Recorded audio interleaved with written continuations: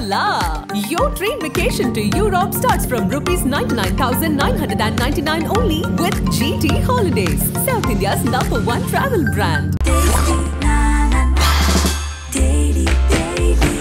Taste Daily. Taste the Daily. மாநாடு எதுக்கு நடத்துறீங்க நீங்க இப்ப சொல்லுங்க. இல்ல அவர் வந்து தமிழ் கடவுள், நம்மோட மண்ணுடைய கடவுள். அவரை வந்து நம்ம புகழணும், அவருடைய புகழ 67க்கு பிறகு 2024 வரைக்கும் அவர் தமிழ் கடவுள் முருகன் உங்களுக்கு தெரியவே தெரியாதா? திமுக இந்த மாநாடு நடத்துறதுல உங்களுக்கு ஆச்சரியம் இல்லை? எனக்கெல்லாம் ஒரு துளி ஆச்சரியம் இல்லை. தமிழ் முருகன், தமிழ் மண்ணு, தமிழ் கடவுள், தமிழ் முருகன் இன்னைக்கு சொல்றீங்கல்ல, தமிழில் அர்ச்சனை எப்போது? பழனி முருகன் கோயில்ல எண்ணத்துல மந்திரம் சொல்லிட்டு இருக்கீங்க. அப்ப தமிழ் கடவுள் முருகனை தமிழில் கும்பிடாம சான்ஸ்கிரிட்ல கும்பிடுறது சரியா? அந்த கேள்வி வருதா இல்லையா?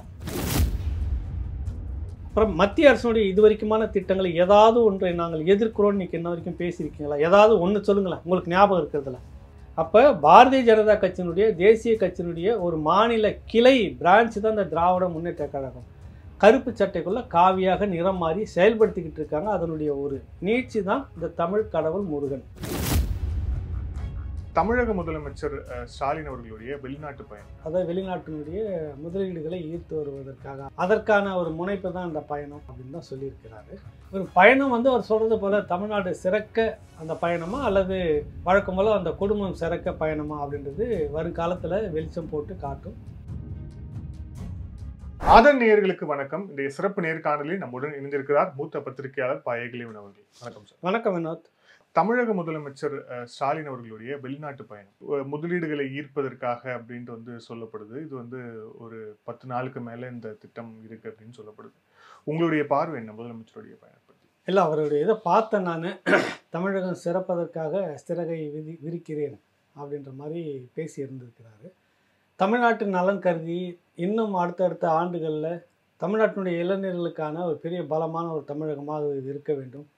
அதற்கான ஒரு முனைப்பு தான் இந்த பயணம். அதாவது வெளிநாட்டினுடைய முதலீடுகளை ஈர்த்து வருவதற்காக அப்படின்னு தான் சொல்லியிருக்கிறாரு. ஒரு முறையும் எனக்கு தெரிஞ்சு கடந்த ஆட்சியில் அவங்க அப்பா இருக்கும்போதே ஒரு துணை முதலமைச்சராக இருந்தபோது, மேயராக இருந்தபோது இது மாதிரி வெளிநாட்டு இதுக்கு ஈர்த்துக்கிட்டு வர்றதுக்காக தான் பயணம். இது வரைக்கும் அப்படின்னு சொன்னதை வச்சு பார்த்தீங்கன்னா இந்நேரமே இவ்வளோ வரி எனக்கும் உனக்கும் ஏற்றிருக்க வேண்டியதில்லை. அவ்வளோ முதலீடுகளை வந்து ஈர்த்துக்கிட்டு வந்து அவ்வளோ வேலை வாய்ப்புகளை உருவாக்கி அந்த வருமானம் அந்த தொழிற்சாலை மூலமாக கிடைக்கக்கூடிய அப்படியான விஷயங்கள் இன்வெஸ்ட்மெண்ட்டு தமிழ்நாடு அரசுக்கு ஒரு பங்கு இருக்கும்ல, பர்சன்டேஜ் வருமானத்தில். அதுவே நமக்கு போதுமானதாக இருந்திருக்கும். ஆனால் தொடர்ச்சியாக இன்னும் பார்த்தீங்கன்னா நமக்கு வீட்டு வரி ஏறிக்கிட்டு இருக்குது, மின்சார வரி ஏறிக்கிட்டு இருக்குது, இங்கே பெட்ரோல் மாநில அரசினுடைய அந்த இது ஏறிக்கிட்டு இருக்குது, எல்லாமே ஏறிக்கிட்டு தானே இருக்குது. பால் விலை ஏறிக்கிட்டு இருக்குது. எதுவுமே விலைவாசி பொருள் எதுவுமே குறைஞ்ச மாதிரி இல்லையா? இப்போ இவங்களை நம்ம விமர்சிக்கணும் அப்படின்றதுக்காக பேச வரல. இது வழக்கம் போல் ஒரு பயணம், வழக்கம் போல் சில வார்த்தைகள், வர்ணனை வார்த்தைகள் வழக்கம் போல் சொல்லக்கூடிய விஷயமாகத்தான் நம்ம இதை எடுத்துக்கிறோம் ஒழிய அது யாருக்கு பலனளிக்கும் அப்படின்னு ஒரு வேளை பின்னால் பாரதிய ஜனதா கட்சியில் இருக்கக்கூடிய அண்ணாமலை அவர்கள் பழைய நினப்பில், பழைய பேராண்டித்தான்ற மாதிரி நினப்பில் ஏதாவது வாயை திறந்து எதற்காக போகிறார் தெரியுமா அப்படின்னு யாரா சொன்னால்தான் உண்டு. இல்லை மற்றவங்க யாருக்குமே தெரியாது. அந்த நெட்வொர்க்கெல்லாம் பாரதிய ஜனதா கட்சி தான் சர்வதேச அளவில் தொடர்பு நெட்வொர்க் எடுத்து பேச முடியும். ஒருவேளை அவர்கள் மனது வைத்தால் போனதில் எவ்வளோ ஈர்த்துக்கிட்டு வராங்க, இதுதான் உங்கள் இதுவா அப்படின்னு அன்றைக்கி ஒரு வேளை பேசலாம். இருக்கக்கூடிய சூழ்நிலையை பார்த்தா அவரும் பேச மாட்டார் போல் இருக்குது. இதுதான். அதனால் இவர்கள் எதனா வாயை திறந்தாங்கன்னா உண்மை வெளியே வரும். ஒரு பயணம் வந்து அவர் சொல்கிறது போல் தமிழ்நாடு சிறக்க அந்த பயணமா அல்லது வழக்கம் போல் அந்த குடும்பம் சிறக்க பயணமா அப்படின்றது வருங்காலத்தில் வெளிச்சம் போட்டு காட்டும். தமிழ்நாடு சிறக்க இருந்தால் உண்மையிலே வரவேற்கக்கூடியதாக, வாழ்த்தக்கூடியதாக இருக்கும். தமிழக அரசு பழனியில் நடத்திய இந்த முருகர் மாநாடு அது சம்பந்தமாக அதில் வந்து கூட்டம், அதுக்கப்புறம் வந்து கெஸ்ட்டு உள்ளிட்ட பல்வேறு விஷயங்கள் வந்து அதில் வந்து பேசப்படுது. நாம் வந்து திமுக வந்து ஒரு பகுத்தறிவு பேசி வளர்ந்த இயக்கம், ஒரே குலம் ஒருவனே தேவன்னு சொன்னாலும் கூட தொடர்ச்சியாக வந்து அந்த விமர்சனம் வந்து அவங்ககிட்ட இருந்துகிட்டே இருக்கும். குறிப்பாக கடவுள் சம்பந்தமான விமர்சனங்கள் தொடர்ச்சியாக இருந்துகிட்டே இருக்கும். ஸோ திடீர்னு ஏன் முருகருக்கு மாநாடு நடத்துகிறாங்க அப்படிங்கிற ஒரு கேள்வி இருக்குது. உங்களுடைய பார்வை என்ன சார்? இப்போ வினோத், நீங்கள் கேள்வியிலே கொஞ்சம் குசும் உங்ககிட்ட இருக்குது. சரி, பகுத்தறிவு பேசிக்கிட்டு இருந்ததுன்னு சொல்கிறீங்க. மனசாட்சி தொட்டு சொல்லுங்கள், எங்கே பகுத்தறிவு பேசியிருந்தாங்கன்னு சொல்லுங்களேன். இவங்க எப்போ சாமியை கும்பிடாமல் இருந்தாங்க, இதை சாமிக்கு காவடி எடுத்தாங்க, எதில் தான் உங்களுக்கு சமரசம் இல்லாமல் இருந்தது நீங்களே சொல்லுங்களேன். ஒன்றே குலம் ஒருவனே தேவன் அப்படின்றீங்க. அதுவே திருமூலர் மந்திரத்தில் வரக்கூடிய அந்த வார்த்தை, திருமூலர் வார்த்தை அண்ணா அதை எடுத்தாரு. சரி, எந்த தெய்வம் எந்த குலம்? இங்கே இந்து முஸ்லீம் கிறிஸ்துவர்கள் 3 தெய்வங்கள் இருக்குதுன்னு சொல்கிறோம். இதில் இந்த ஒன்றே குலம்னா நீங்கள் யார்? இல்லை எல்லாத்துக்கும் நாங்கள் பொதுவானவர்கள்னால் இப்போ இந்த 3 பேரையும் அதே போல் நீங்கள் சமமாக பார்க்குறீங்களா? அப்படி பல கேள்விகள் இதுக்குள்ளே போகுது. அது வேறு விவாதத்தில் போகும். பாரதிய ஜனதா கட்சி அந்த இந்துத்துவ முழக்கம் குறிப்பாக தமிழ்நாட்டுக்குள்ளே எப்போன்னு பார்த்தோன்னா திராவிட முன்னேற்ற கழகம் இருக்கும்போது தான் அதிகமாக கிளை பரவி இருக்குது. தமிழ்நாட்டு பக்கம் தென்னாட்டு பக்கமே சாயலே இல்லாத அந்த வாடையே இல்லாத போது நீங்கள் தான் 98ல் முதுகில் சுமந்துக்கிட்டு வந்து தமிழ்நாடு முழுக்க பட்டி தொட்டிலாம் போட்டு ஏகப்பட்டது பேசுங்க. இன்றைக்கி உங்கள் தோஸ்தாக இருக்கக்கூடிய காங்கிரஸ் கட்சியை படம்லாம் போட்டு 4 பஸ் பீரிங்கி பேர ஊழல் பேர் வழி அப்படின்னு ராஜீவ்காந்தியை கொச்சப்படுத்தியெல்லாம் பேசி விமர்சனம் பண்ணது நீங்கள், பாஜக தூக்கி பிடிச்சது நீங்கள். அப்போ முதலாக தமிழ்நாடு சட்டமன்றம் இந்த இருக்குது பாரு, இங்கே தான் தமிழ்நாடு சட்டமன்றம்னு பாரதிய ஜனதா கட்சிக்கு அதனுடைய சட்டமன்ற உறுப்பினர்களும் கொண்டு போய் உட்கார வச்சது திமுக, தோளில் சுமந்தது நீங்கள். அப்போவே உங்களுக்கு போயிடுச்சுங்களே, நீங்கள் அப்புறம் எங்கே இந்துத்துவாவுக்கு எதிரானவர்கள் இவர்கள்னு எப்போ நம்ம சொல்ல முடியும்? தொடக்கத்துலேருந்தே இருக்குது. RSS ஒரு சமூக சேவை இயக்கம். நிறைய பேருக்கு இந்த மாதிரி புரிதல், இளைஞர்கள் அதெல்லாம் வந்து தெளிவுபடுத்தணும்னு நீங்கள் பாக்ஸ் போட்டு எழுதுனது நீங்கள் முரசொலியில், கரெக்டுங்களா? அப்புறம் எங்கே இவங்க பகுத்தறிவு பக்கம் இருந்தார்கள், இந்துத்துவாவுக்கு எதிராக இருந்தாலும் எங்கே சும்மா அப்படி போஸ்டர் ஒட்டிக்கிறது, இந்துத்துவாவுக்கு நாங்கள் தான் எதிரானவர்கள். இப்போ இந்துத்துவாவை விட 2 மடங்கு செய்கிறீங்களே தமிழ்நாட்டில். கோமடம்ன்றது பசுவுக்கு மடம்ன்றது இங்கே தென்னாட்டில் எங்கேயாவது பார்த்துருக்கீங்களா? தமிழ்நாடு, கேரளா, ஆந்திராவில் இதுக்கு வேண்டுதல் மாதிரி நின்று நிறைவேற்றினது யார்? அதிமுக அரசில் இந்த இவர் ஒருத்தர் இருப்பார், அமைச்சர் ஒருத்தர், காவியெல்லாம் கட்டிக்கிட்டு மோடி எங்கள் அப்பா அப்படின்லாம் பேசுனது ராஜேந்திர பாலாஜி. அதை நீங்கள் எவ்வளோ கொச்சைப்படுத்தி பேசுறது. இப்போ உங்கள் கட்சியில் ஒருத்தர் முழு நேரமும் காவியாகவே இருக்கிறாரு, காவியினுடைய திட்டங்கள் எல்லாத்தையுமே நிறைவேற்றுறாரு. அப்படின்றப்ப ஒரு வார்த்தையும் உங்ககிட்ட இருந்து யார்கிட்டையும் வரமாட்டேங்குது. ஏன் வரமாட்டேங்குது? ஏப்பா நீ திமுக அமைச்சரா இல்லை காவி அமைச்சரான்னு கேட்கணுமா இல்லையா? இந்த அறநிலைத்துறை இதுக்கு முந்தின காலகட்டங்களில் தமிழ்நாட்டில் 5 முறை திமுக இருந்துட்டு போயிட்டு தான் இருக்குது. எந்த காலகட்டத்தை விட இந்த காலகட்டத்தில் நம்ம வரலாற்றில் படிச்சிருப்போம், சோழர்கள் காலத்தில் வந்து இந்துத்துவம் தலை தோங்கி இருந்தது. அப்புறம் விஜயநகர பேரரசு தெலுங்கர்கள் படையெடுப்புக்கு பிறகு இங்கே இந்துத்துவம் வந்து சான்ஸ்கிரிட்டு எல்லாமே தலை தோங்கி இருந்ததுன்னு. அப்போ இந்த நவீன காலத்தில் ஸ்டாலினுடைய அரசாங்கத்தில் இந்துத்துவம் தலை துவங்கி இருந்ததுன்னு வரலாறு பின்னாடி எழுது. அந்த வேலைகள் எல்லாமே செய்துட்ருக்கீங்களே, எங்கே நீங்கள் தொய்வு வச்சிங்க? நாங்கள் வந்த பிற்பாடு வந்து 10,000 கோயில்களுக்கு மேலே குடமுழுக்கு பண்ண நிறைய வறுமையில் இருக்கிற கோயில்கள்லாம் நாங்கள் மீட்டு எடுத்தோம். நாங்கள் வந்த பிற்பாடு இந்து அறநிலைத்துறைக்கு சொந்தமான நிலங்கள் ஒரு 6,000 ஏக்கரை நாங்கள் மீட்டு கொடுத்தோம். ஆனால் பஞ்சமி நிலம் ஒடுக்கப்பட்ட மக்களுக்கு 1 ஏக்கர் கூட மீட்டு கொடுக்க மாட்டோம், நீங்கள் தான் முழங்குறீங்க, கரெக்டாக? அப்புறம் நாங்கள் வந்த பிற்பாடு இந்து கோயில்களுக்கு எந்த பிரச்சனையும் இல்லாமல் பார்த்து கொண்டு இருக்கிறோம். நாங்கள் வந்த பிற்பாடு வேல் எடுத்துக்கிட்டு போனோம். கடந்த முறை பெரியாரை கொஞ்சம் தூக்கி பின்னாடி பக்கத்தில் உட்கார வச்சுட்டோம். ரொம்பவும் எதனா அந்த பக்கம் பெரியார் முறைக்கிற மாதிரி பேசுகிற மாதிரி இருந்துச்சுன்னா அந்த பக்கம் திருப்பி விட்டுருவோம் பெரியாரை. இன்னும் எதனா பேசினார்னா பக்கத்துலேயே வச்சு அவருக்கும் கற்பூரம் ஏற்றி ஆரத்தி காட்டுவோம் பெரியாருக்கு. அப்படின்லாம் வந்துட்டாங்கல்ல வினோத். அப்புறம் எங்கே நீங்கள் இந்துத்துவாவுக்கு எதிரானவர்கள் அப்படின்னு இவங்க வந்து இந்த முத்தமிழ் முருகன் மாநாடு நடத்துறதுல என்ன இப்போ சுழுக்கு வந்து போச்சு யாருக்குங்க? கருப்பு சட்டை போட்ட காவி செய்கிறதுங்க, அதுதான் விஷயமே. காவி சட்டை நேரடியாக செய்வதற்கு பதிலாக கருப்பு சட்டைக்குள்ளே இருக்கிற காவி வந்து இது செய்யுது. இப்போ இதுதான் அந்த விஷயம். ஸோ திமுக இந்த மாநாடு நடத்துறதுல உங்களுக்கு ஆச்சரியம் இல்லை? எனக்கெல்லாம் ஒரு துளி ஆச்சரியம் இல்லை. நீங்கள் நாம் தமிழர் கட்சி வந்து அந்த வேல் எடுத்தார், சீமானம் வந்து வேல் எடுத்தார். எவ்வளோ கொச்சியாக விமர்சனம் பண்ணீங்க நீங்கள்?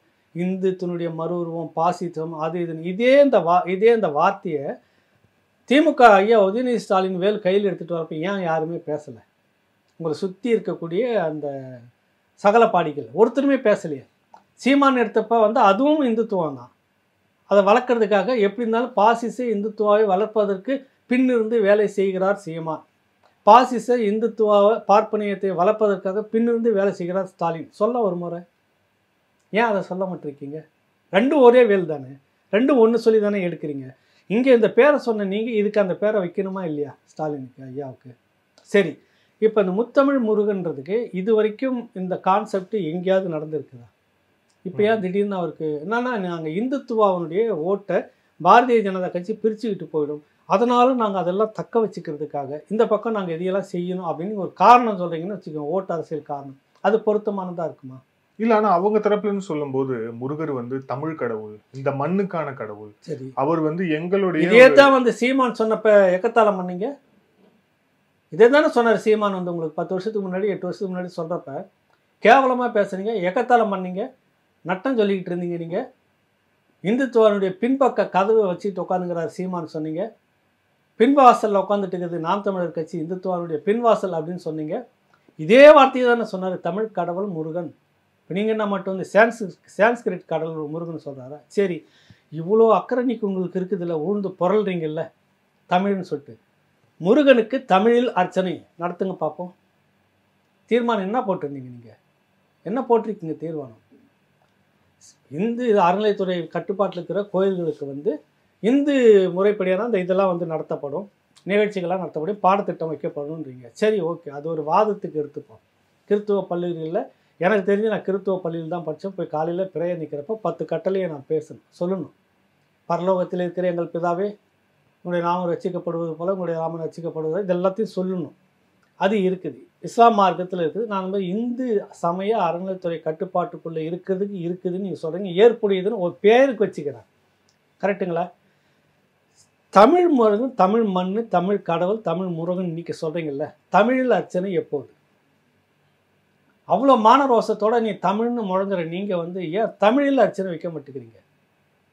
வடபழனி முருகர் கோயிலில் வந்து பெற்றுங்க, பழனி முருகர் கோயிலில் எண்ணத்தில் மந்திரம் சொல்லிட்டு இருக்கீங்க. அது அடுக்குமா? அது ஏற்புடையதா? அது நீங்கள் சொல்லக்கூடிய இந்த வார்த்தைக்கு அது பொருத்தமா அப்படின்னு கேள்வி வருது இல்லை? அப்போ நீ வந்து தமிழ் மண், தமிழ் கடவுள் முருகன், அதுக்காக நாங்கள் மாநாடு நடத்தோம்னா அப்போ தமிழ் கடவுள் முருகனை தமிழில் கும்பிடாமல் சான்ஸ்கிரிட்டில் கும்பிட்றது சரியான கேள்வி வருதா இல்லையா? ஒரு கருஞ்சட்டி இன்ன வரைக்கும் கேள்வி கேட்கலாம், சத்தம் போட்டு பேசவே இல்லை. டேய் பேசிடாதரா பேசிடாதரா பேசிடாதரா அப்படின்னு படுத்துக்கிட்டே இருக்காங்க இன்ன வரைக்கும். பெரியார் இப்போ எங்கன்னு நான் தேடுறேன் இந்த நேரத்தில். உண்மையிலே நான் பெரியார் நிறைய தெளிவாக பேசுவேன். அவர் பேசிய வரைக்கும் நான் எதையும் இல்லை, அவர் சொன்னது எல்லாமே விழிப்புணர்வுக்கு, இந்த மண்ணுக்கு மானுடத்துக்கு எல்லாத்தையும் நான் ஏற்கிறேன். அதையெல்லாம் நடைமுறை நீங்கள் இன்ன வரைக்கும் படுத்திக்கிட்டு இருக்கீங்களா இத்தனை ஆண்டுகளுக்கு பிறகு அப்படின்னு நான் கேள்வி கேட்குறேன். அதை தான் விமர்சனமே வைக்கிறேன். இப்போ நான் பெரியாரை எங்கன்னு தேடுறேன்.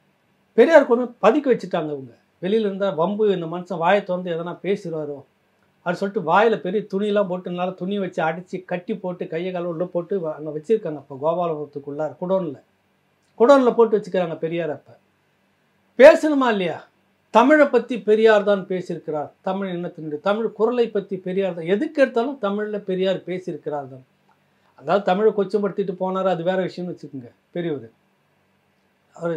ஆனால் தமிழ் அவர் தான் முன்னெடுத்தார்னு சொல்கிறப்ப அந்த பெரியார் சொன்ன தமிழ் எங்கள் வையன் கடவுள்கிட்ட மாநாடு எதுக்கு நடத்துனீங்க நீங்கள்? இப்போ சொல்லுங்கள், எனக்கே தெரியல. இப்போ நீங்கள் எதுக்கு நடத்துனீங்க இப்போ சொல்ல?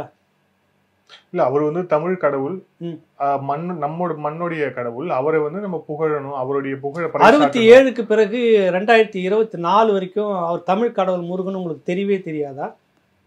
4-5 வருஷத்துக்கு முன்னாடி தமிழ் கடவுள் முருகனை பைத்தியக்கார மாதிரி சீமான் சொல்லிட்டு இருந்தப்ப நக்கல் பண்ணிட்டு இருந்த நீங்கள் அன்றைக்கி அதே வார்த்தை சொல்கிறப்ப நீங்கள் எந்த பைத்தியக்காரன்? வருதா இல்லையா கேள்வி?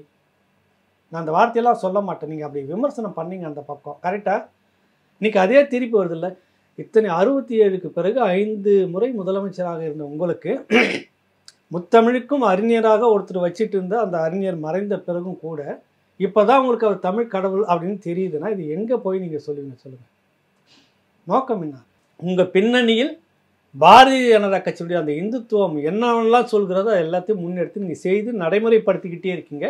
நீங்கள் மத்திய பாரதிய ஜனதா கட்சியினுடைய ஒரு பிரான்ச்சு தான் இங்கே இருக்கக்கூடிய இந்த திமுக, ஒரு கிளை. அவர்களுடைய திட்டங்களை ஒன்றாக ஏதாவது ஒன்று, கல்விக் கொள்கையில் பாரதிய ஜனதா கட்சியினுடைய எல்லா கொள்கையும் பின் வாங்கிட்டு வந்திருக்கீங்கன்னு அந்த கமிட்டியில் ஒருத்தர் இருந்து மிக பெரும் ஒரு கல்வி ஆளுமை பேராசிரியர் டாக்டர் ஜவஹர் நேசன் வந்து போட்டு உடச்சிட்டு போயிட்டார். அதில் எல்லாமே கிட்டத்தட்ட தமிழ்நாட்டு நலன் கருதி மாநில கல்விக் கொள்கை இங்கே இல்லை, பாஜகவினுடைய அந்த கல்விக் கொள்கையை உள்ளே வாங்கி கொஞ்சம் திருச்சி கலர்லாம் மாற்றி உள்ளே வைக்கிறாங்கன்னு விமர்சனம் பண்ணிட்டுருக்காங்க இல்லையா? அப்புறம் மத்திய அரசுடைய இது வரைக்குமான திட்டங்களை ஏதாவது ஒன்றை நாங்கள் எதிர்க்கிறோன்னு இன்றைக்கி என்ன வரைக்கும் பேசியிருக்கீங்களா? ஏதாவது ஒன்று சொல்லுங்களேன், உங்களுக்கு ஞாபகம் இருக்கிறதுல சும்மா சொல்லுங்களேன், இதெல்லாம் எதிர்க்கிறாங்கன்னு நீங்கள் சொல்லுங்களேன், நான் சொல்கிறேன் பதில். நம்ம உடன்பிறப்புகள் சொல்லுவாங்கல்ல, நாங்கள் என்ன எதிர்க்கிறோன்னு சும்மா சொல்லலாம். இப்போ கூப்பிட்டு தட்டி எழுப்பி கேட்டு ஏன் இவ்வளோ யோசிக்கிறாங்க? எல்லா திட்டங்களும் மத்திய அரசுடைய திட்டங்கள் நாங்கள் காலால் கையை நீங்கள் காலால் விடுகிற வேலையை நாங்கள் கையால் செய்வோன்னு செய்துட்டு இருக்கிறாங்களே. பரந்தூர் விமானம் நாங்கள் முடிச்சே தீர்வோம். இன்றைக்கி யார் உட்காந்து நாங்கள் வந்து கொட்டை அடிச்சுக்கிட்டு இருக்குது? சரிங்கல்ல, கடந்த ஆட்சி காலத்தில் நீங்கள் எதிர்த்தீங்களா இல்லையா? அப்போ பாரதிய ஜனதா கட்சியினுடைய தேசிய கட்சியினுடைய ஒரு மாநில கிளை பிரான்ச்சு தான் இந்த திராவிட முன்னேற்ற கழகம். கருப்பு சட்டைக்குள்ளே காவியாக நிறம் மாறி செயல்படுத்திக்கிட்டு இருக்காங்க. அதனுடைய ஒரு நீட்சி தான் இந்த தமிழ் கடவுள் முருகன். பாரதிய ஜனதா கட்சியினுடைய அந்த இந்துத்துவாவினுடைய அந்த இதை பரப்பணும், எல்லா இடத்துலையுமே பரப்பணும், அதை கொண்டுட்டு போகணும். அதெல்லாமே படிப்படியாக பார்த்தா நிறைய அருமையாக செய்துக்கிட்டே இருக்கிறாங்க. நீ தமிழை சொல்லி ஆட்சிக்கு வந்த திராவிட முன்னேற்ற கழகம் தமிழ் மொழி இனம் என்ற அந்த போராட்டத்தில் 500 பேருக்கு மேலே உயிர் தியாகம் செய்துட்டு அதன் மேலே நாற்காலி போட்டு உட்காந்துட்டு இருக்கிற திராவிட முன்னேற்ற கழகம் தமிழ் என்றதில் வந்து அர்ச்சனை, தமிழிலும் அர்ச்சனை செய்யப்படும்னு வச்சுக்கிறேன். உனக்கு எவ்வளோ பெரிய மானக்கேடு இது! நீங்கள் வந்து தமிழ் கடவுள் முருகன் தூக்குறீங்கன்னா நீங்கள் எப்படிப்பட்ட நபர்கள்? நீங்கள் சான்ஸ்கிரிட்டிலும் அர்ச்சனை செய்யப்படுகின்றது ஒரு மாநிலத்துக்கு அழகு. கரெக்டுங்களா? உங்களால் அதை செய்ய முடிஞ்சுதா? அந்த தில்லு உங்களுக்கு இருக்குதா? பார்ப்பானே பாப்பான்னு சொல்லிக்கிட்டே இன்ன வரைக்கும் நீங்கள் தானே பேசிட்டு இருக்கிறீங்க. அப்புறம் என்ன உங்களுக்கு இதில் என்ன பெரிய உங்களுக்கு அச்சம் இருக்கிறது? ஐயா, உங்களுக்கு உண்டான சான்ஸ்கிரிட் உங்களுக்கு இருக்குது, நீங்கள் பண்ணிக்கோங்க. தமிழுக்கு உண்டான, தமிழ்நாட்டுக்கு உண்டான வெகுஜன மக்கள் பேசக்கூடிய இந்த மொழியில் அர்ச்சனை பண்ணுறோம், இருக்கட்டும், ஓகே. சான்ஸ்கிரிட்டிலும் அர்ச்சனை செய்யப்படும் வையம் போர்டு வச்சு பாருங்களேன். ஏன்னா உங்கள் எஜமான் வந்து கோச்சிப்பாங்க. யார் உங்கள் எஜமான் அப்படின்றது இப்போ தெரியுதா? யாருடைய வழிகாட்டுதலில் நீங்கள் ஓடிட்டு இருக்கிறீங்க தெரியுதா? நீங்கள் வந்து இந்துத்துவாவை எதிர்க்கக்கூடிய ஒரே ஒரு சீன பெருஞ்சுவர் இன்னைக்கு இங்கே திராவிட மண் இது தான் அப்படின்னு இன்ன வரைக்கும் உருட்டிக்கிட்டு இருந்தீங்கன்னா உங்களுக்கு கீழே வந்து ஏதோ பதவிகளுக்காக பேசிக்கிட்டு முட்டு கொடுத்துக்கிட்டு இருக்கிற ஆட்கள், கருஞ்சட்டி ஆட்களை என்னன்னு சொல்லுவீங்க நீங்கள்? பதவிக்காக மட்டுமே எல்லாரும் வந்து முட்டு கொடுத்துட்டு இருக்கிறாங்க. திமுக செய்யக்கூடிய அத்தனையுமே வந்து சரியானது. இன்னும் பாருங்கள், இன்னும் இவர் தான் முட்டு கொடுத்து இதுதான் வந்து பெரிய சக்தி தடுக்கிறது இந்துத்துவா அப்படி இன்னும் பேசிக்கிட்டே இருப்பாங்க. என்னன்னு கேட்டிங்கனாக்கா, உங்களுக்கு ஏதோ ஒரு துறையில் வினோத்தும் ஏகலைவனும் சேர்ந்து இந்த திட்டத்துக்கு தலைவர்களாக இருப்பாங்க, இந்த வாரியத்துக்கு அப்படின்னாக்கா, வினோத்து என்னை விட ஜூனியர், நான் சீனியர், என்னுடைய தகுதி என்ன வந்து வினோத்தோடு சேர்ந்து 2 பேரும் சேர்ந்து அந்த வாரியத்தை கவனிப்பதா? தனியாக வேண்டுமானாலும் எனக்கு ஒன்று கொடுங்கள், நாங்கள் வந்து பார்த்து கொள்கிறோம் அப்படின்லாம் அழுது மூக்கு சிந்தி அழுகாட்சி வாங்கி அப்புறமா வந்து ஏதோ ஒன்று நீதியை காக்க போகிறோம், அதை காக்க போகிறோன்னு வரக்கூடிய நீங்கள்லாம் இப்போ இதை பேசணுமா பேசக்கூடாதா சொல்லுங்கள்? உங்களுக்கு தமிழ் கடவுள் முருகன் மேலே பாசம் வந்து விட்டதாகவே வச்சுப்போம். தமிழில் அர்ச்சனை அப்படின்னு கொஞ்சம் சொல்லுங்களேன், துணிச்சலா சொல்லுங்கள். நீங்கள் சரி எடுங்க, கோயில் நிலத்தெல்லாம் எடுங்க, சமூக நீதி அடிப்படையில் யாருக்கிட்டலாம் இருக்குதுன்னு ஒரு பட்டியல் வெளியில் சொல்லுங்களேன். நீங்கள் சமூக நீதி கண்காணிப்பகான்னு ஒருத்தரை போட்டு வச்சு அதுக்குன்னு சம்பளம்லாம் கொடுத்து அனுப்பிச்சிருக்கீங்க, எடுங்க, இந்த பட்டியல் எடுங்க, கோயில் யார்கிட்ட இருக்குது, இதில் வந்து ஒரு குறிப்பிட்ட சமூகத்துக்கு கீழே அந்த கோயில் நிலங்கள்லாம் போயிருக்குதா இல்லையா, எந்த சமூகத்தோட மட்டுமே மேலே நிற்கிது, பேசணுமா இல்லையா? அதெல்லாம் சமூக நீதி தானே. அது எல்லா சாதியினருக்கும் தானே அந்த கோயில், எல்லா சாதியினருக்கும் தானே அந்த நிலம் இருக்கணுமா இல்லையா? எல்லா சமூகத்திற்கும் தானே கோயில் நிலத்தில் இருக்கக்கூடிய கடைகள். பட்டியல் எடுங்க பார்ப்போங்க சமூக நீதியை. நீங்கள் எந்த லட்சணத்தில் இந்த மண்ணை நீங்கள் எத்தனை வருஷமாக வச்சுக்கிறீங்க தெரிஞ்சிடும் இல்லை? இதெல்லாம் பேசாமல் இதெல்லாம் செய்யாமல் தமிழ் கடவுள் முருகனுக்கு என்ன ஒன்று, அந்த செலவு என்னன்னு ஒன்றும் தெரியல, அதில் என்ன பண்ணி வச்சுக்கிறீங்கன்னு தெரியல. இனிமேல் நான் சந்தேகத்தோடு தான் சொல்கிறேன். நான் சோழியும் குழியுமே சும்மா ஆடாது. இப்போ அது என்ன பண்ணி வச்சுக்கிறீங்கன்னு இனிமேல் எடுக்கணும். டொனேஷன் பண்ணது நிறைய செல்வந்தர்கள் வாரி வழங்கியிருக்கிறார்கள்னு சொன்னீங்க. தமிழ்நாடு அரசு இந்து அறநிலையத்துறை எவ்வளோ செலவு பண்ணியிருக்குது, வந்தது எவ்வளவு, வெளிப்படையாக சொல்ல போகிறீங்களா என்னன்னு ஒன்றும் தெரியல. இது வேற, இந்த கேள்வி வேற இருக்குது. எல்லாத்துக்கும் அந்த பழனி ஆண்டவர் முருகன் பெருமானே சாட்சி அப்படின்னு சொல்லி தான் முடிக்கிறேன். நன்றி சார், பல்வேறு கேள்வி. Thank you sir. தேங்க்யூ. ரொம்ப நன்றி வினோத். Thank you sir.